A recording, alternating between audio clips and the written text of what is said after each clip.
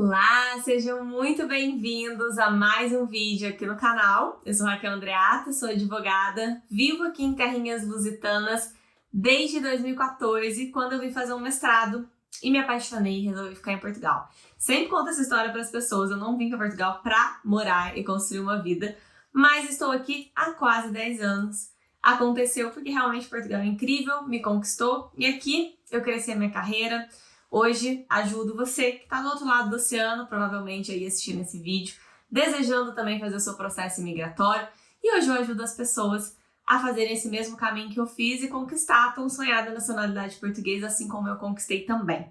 Sou sócia e cofundadora de um escritório de advocacia, que é o Andreata Becker Bandeira de Sá. Junto com mais outras duas sócias, nós ajudamos não só nos processos migratórios, mas em todo o direito português. A gente tem uma equipe bem grande que pode auxiliar você nessa sua jornada e em outras coisas também que você pode precisar aqui em Portugal. Pois é, dito isso, hoje o tema do vídeo é sobre uma polêmicazinha, né? Digamos assim, que uma pequena confusão que as pessoas que estão solicitando o visto do Brasil, querendo trazer a sua família junto nesse processo, acabam fazendo, que é a diferença entre o acompanhamento familiar, a nova modalidade de visto que surgiu desde outubro do ano passado, quando a lei de estrangeiros foi alterada aqui em Portugal, e o visto de reagrupamento familiar.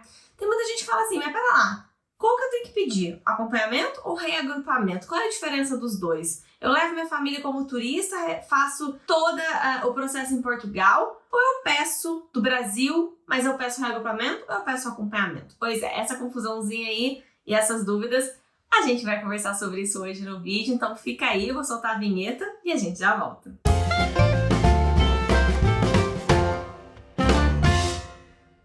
Voltando para o tema do vídeo de hoje. O vídeo de hoje, apesar de ser polêmico, ele é fácil de entender. Eu quero explicar isso para acabar de uma vez por todas com essa dinâmica, essa dificuldade nesse entendimento. Vamos lá. Desde o ano passado, quando surgiu o visto de acompanhamento familiar, você que está solicitando um visto para Portugal, qualquer modalidade de visto de residência, eu vou focar nos vistos de residência, que é o nosso foco aqui em Portugal, né? Que é o nosso foco aqui no canal, mas existem outras modalidades de visto, né, gente? Existem vistos de estadia temporária e também existe acompanhamento para visto de estadia temporária. Mas como eu sei que a maioria do público que me acompanha tem a intenção de residir em Portugal, e qual é a diferença do visto temporário e do visto de residência? O visto de residência é aquele que tem a validade do visto mesmo de 120 dias e que você vai chegar em Portugal e vai ter acesso ao título de residência, aquele cartão chamado AR, Autorização de Residência, Título de Residência, que vai te dar a possibilidade de viver em Portugal por mais 2 anos,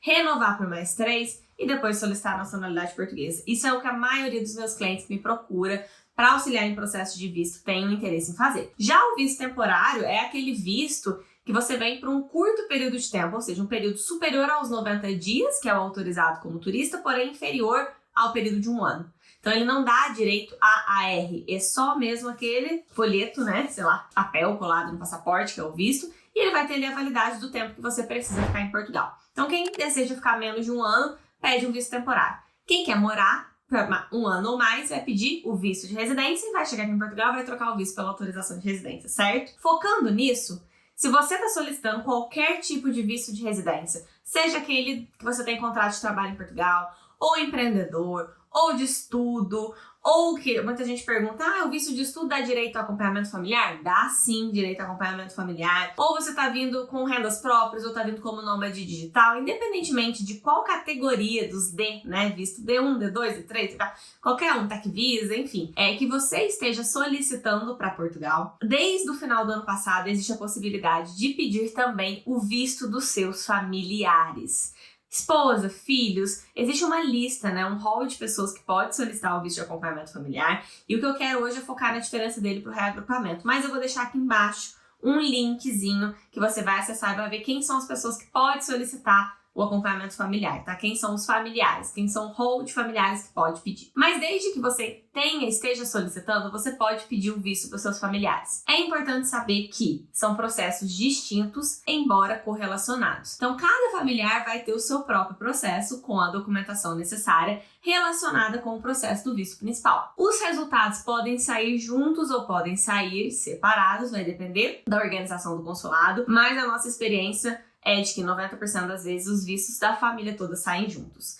E existe, o que a maioria das pessoas tem a dúvida, a possibilidade de solicitar este visto de forma separada, em vez de solicitar tudo ao mesmo tempo. Porque, como eu disse, são processos separados.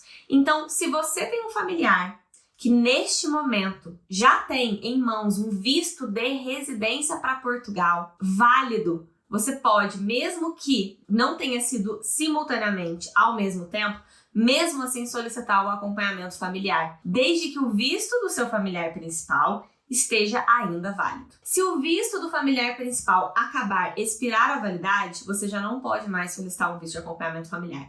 Então entendam isso. É uma possibilidade de solicitação simultânea, mas não é obrigatoriamente simultânea. Contanto que cada requerente, cada familiar vai pagar uma taxa de visto de forma separada e vai organizar o seu processo de forma independente, porém correlacionada. Ok? Então, o mais importante aqui é saber se o meu familiar tem ainda um visto válido, eu posso pedir um visto de acompanhamento. Posso e devo, tá? E essa é uma orientação que eu falo para as pessoas. Gente, agora que surgiu o visto de acompanhamento familiar, não venham para Portugal acompanhando seus familiares com visto de turista, tá? Não, ou seja, não venham, não tragam seus familiares como turistas. Peçam o visto em simultâneo ou depois que o seu for deferido, pede do restante da família. Já fiz processos assim, de forma não simultânea, porém sempre dentro da validade do visto principal. Porque é muito mais fácil. Você chega em Portugal com visto de residência, você tem prioridade de agendamento.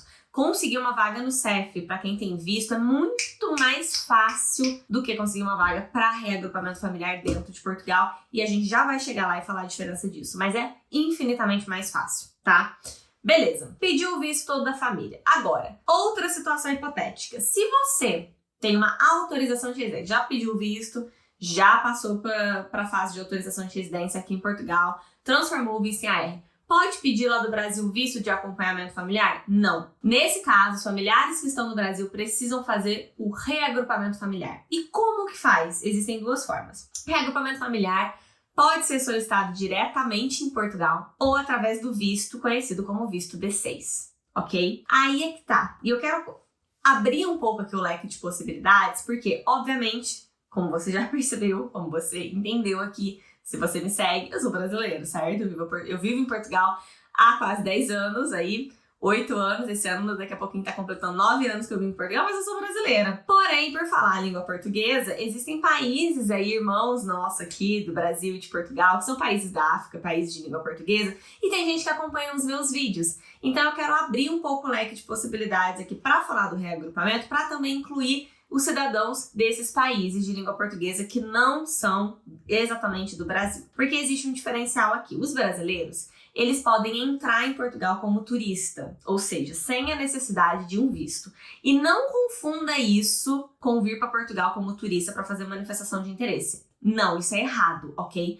Porém, acompanhar um familiar que tem visto ou que está em Portugal com autorização de residência, entrando como turista, se você for brasileiro. E por que eu digo isso? Porque existem países de língua portuguesa da África que não podem entrar em Portugal como turista sem visto, que precisam pedir um visto para turistar em Portugal. Ao contrário dos brasileiros, que não precisam pedir um visto no consulado de Portugal, no Brasil, para turistar. É só chegar aqui, explicar na Polícia de Fronteiras que veio turistar, fazer as provas, né, desse turismo e entra em Portugal e pode permanecer no espaço Schengen por até 90 dias. Né? Depois disso tem que voltar para o Brasil. E pode ficar cada período de 90 dias dentro de 180 dias aqui no espaço Schengen, com livre circulação. Por ser brasileiro, porque existe um rol de países que têm dispensa de visto de turista e outros que têm essa exigência. Então as pessoas que têm essa exigência, elas não podem usar deste mecanismo de entrar em Portugal para encontrar um familiar que tem com visto de turista, né, que tem a autorização de residência, portando apenas um visto de turismo, para fazer a regularização dentro de Portugal. Porque a regularização dentro de Portugal, quando você não tem visto e é um familiar de alguém que tem autorização de residência, também chama reagrupamento familiar, mas é direto aqui em Portugal. Aquele que você tem que pegar o telefone, agendar no CEF, sofrer muito para conseguir uma vaga, e quando conseguir a vaga, vai você e o teu familiar principal, aquele que tem autorização de residência, mostrar a documentação, o vínculo, os meios de subsistência da família. É assim que funciona. Se você está num país que você não pode entrar como turista para fazer essa regularização direto dentro de Portugal, através do reagrupamento familiar, só lhe resta o visto D6, que também é uma possibilidade para quem está no Brasil. Acontece que é uma possibilidade extremamente difícil de acontecer na prática. Sabe por quê? Porque esse processo não está muito bem estruturado. O que eu quero dizer com isso? Para você solicitar um visto D6, que é o visto de reagrupamento familiar, o teu familiar que está em Portugal, com a autorização de residência, precisa passar pelo mesmo sistema de ligação no CEF, fazer o mesmo agendamento que ele faria se você estivesse aqui, para solicitar nesse agendamento um parecer do CEF, autorizando o visto D6, para mandar esse parecer para o consulado, seja do Brasil, seja de qualquer outro país, e lá o consulado autorizar o visto D6. Ou seja, existe a necessidade igual de fazer a tal ligação, de conseguir falar no CEF, fazer um agendamento, ir no Serviço das Vezes Fronteira, só que em vez de ir levando o seu familiar para já sair de lá, né, com a aprovação de uma autorização de residência, você sai de lá com um parecer que você envia para o consulado para fazer o visto. Então esse processo, que é extremamente complicado, mas que é a única saída para aqueles que não podem se regularizar entrando como turista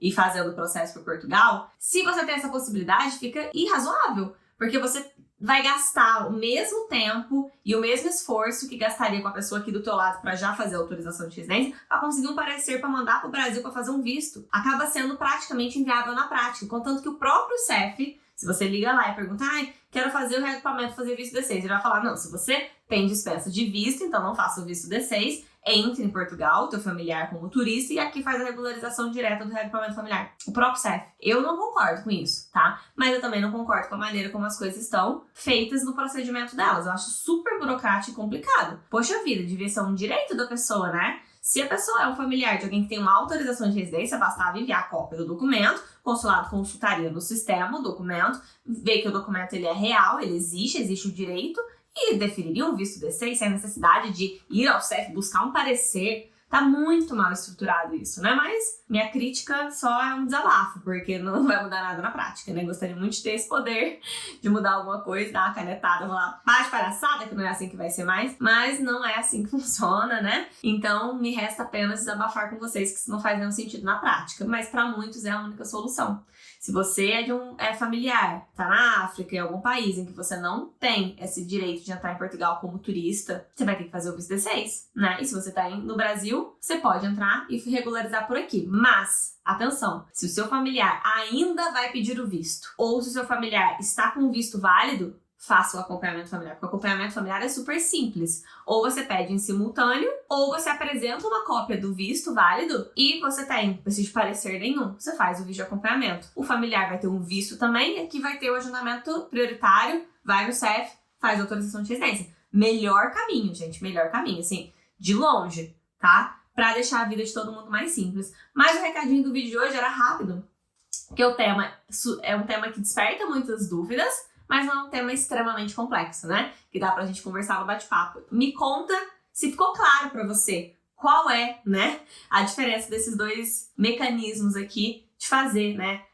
De trazer a sua família com você ou trazer a sua família depois que você já estiver aqui. E, antes que eu me esqueça, like, né, pessoal? Curte o vídeo, encaminha para sua família, encaminha para aqueles que também vão fazer o vídeo de acompanhamento familiar para que isso se esclareça na cabeça das pessoas. E siga também o canal, porque todas as semanas eu tô postando conteúdo jurídico aqui para vocês e quero trazer também alguns conteúdos diferentes. Estou produzindo mais conteúdos no meu Instagram, então aproveita para seguir lá. E atenção, pessoal, contatos sempre aqui na descrição do vídeo, tá? Evitem mandar DM lá no Instagram, ok? Priorizem enviar nos e-mails e nos contatos que tem aqui na descrição do vídeo, que com certeza a gente vai conversar muito mais rápido, tá? Esse é o recadinho que eu tinha pra dar hoje. Não esquece de apoiar o canal, curtindo, comentando e divulgando bastante esse vídeo. Um beijo grande, até a próxima, espero ver você do lado de cá do oceano.